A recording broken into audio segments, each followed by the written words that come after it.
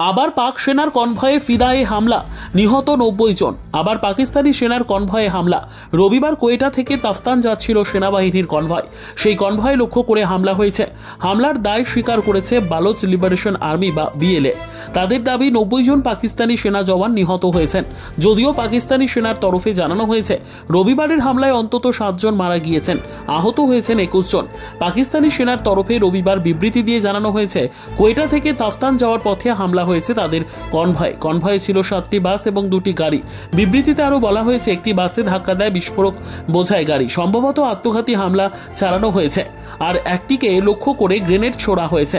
সেনার হেলিকপ্টার ঘটনাস্থলে গিয়ে আহতদের উদ্ধার করে এনেছে, তাদের হাসপাতালে ভর্তি করানো হয়েছে। হামলার কিছুক্ষণের মধ্যে বিবৃতি দিয়ে দায় স্বীকার করেছেন বালুচ বিদ্রোহীরা। বিবৃতিতে তারা বলেছেন, কিছুক্ষণ আগেই নস্কির আরসিডি জাতীয় সড়কে রাকসান কারখানার কাছে পাকিস্তানি সেনার কনভয় লক্ষ্য করে আত্মঘাতী হামলা চালিয়েছে বালোচ লিবারেশন আর্মির ফিদায়ে বিভাগ মজিদ ব্রিগেড। কনভয়ে 8টি বাস ছিল, একটি বাস পুরোপুরি ধ্বংস হয়ে গিয়েছে। বালোচ বিদ্রোহীদের দাবি এখানেই থামেনি তারা। হামলার পরে আরেকটি বাসকে ঘিরে ফেলেন বিদ্রোহীরা, তারপর নিকেশ করেন বাসে সবার সকল জওয়ানকে। 90 জনের মৃত্যু হয়েছে। তারা জানিয়েছে এরপরে এই হামলার বিষয়ে বিশদে তথ্য দেওয়া হবে।